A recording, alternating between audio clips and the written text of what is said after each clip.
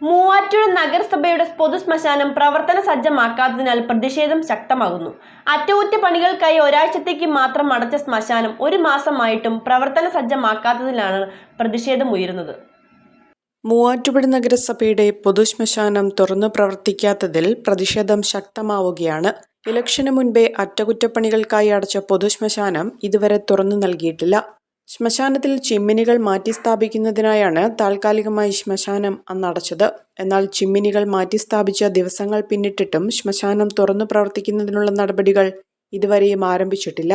വീണ്ടും ശ്മശാനത്തിൽ അറ്റകുറ്റപ്പണികൾ നടത്തിയതിനു ശേഷം മാത്രമേ തുറന്നു നൽകാനാകൂ എന്നാണ് അധികൃതർ അറിയിക്കുന്നത്.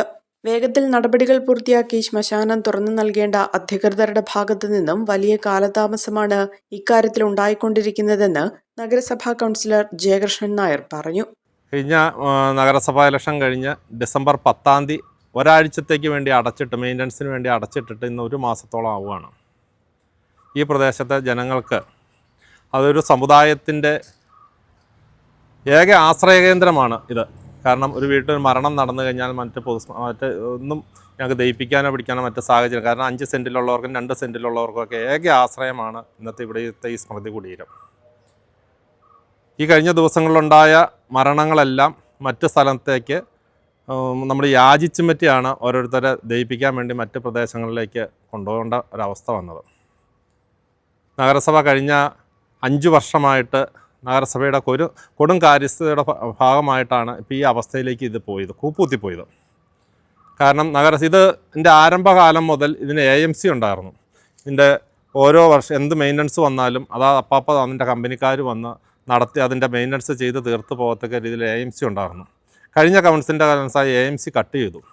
അതിനുശേഷം കഴിഞ്ഞ 5 വർഷം എന്ന് പറഞ്ഞാൽ ലക്ഷക്കണക്കിന് രൂപയാണ് നഗരസഭയുടെ ഈ പൊതുശ്മശാനത്തിലേക്ക് മുടക്കിയിട്ടുള്ളത്.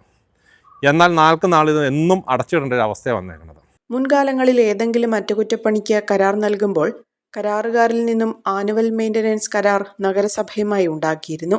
എന്നാൽ കുറച്ചു നാളുകളായി ഈ കരാർ പാലിക്കപ്പെടുന്നില്ലെന്നും ശ്മശാനത്തിൽ അറ്റകുറ്റപ്പണികൾ വർഷത്തിൽ സൗജന്യമായി നടത്തി വന്നിരുന്ന മൂവാറ്റുപുഴയിലെ സ്വകാര്യ ധനകാര്യ സ്ഥാപനം ഇത് നിർത്തിയ സാഹചര്യവുമാണ് ഉണ്ടായിട്ടുള്ളത്.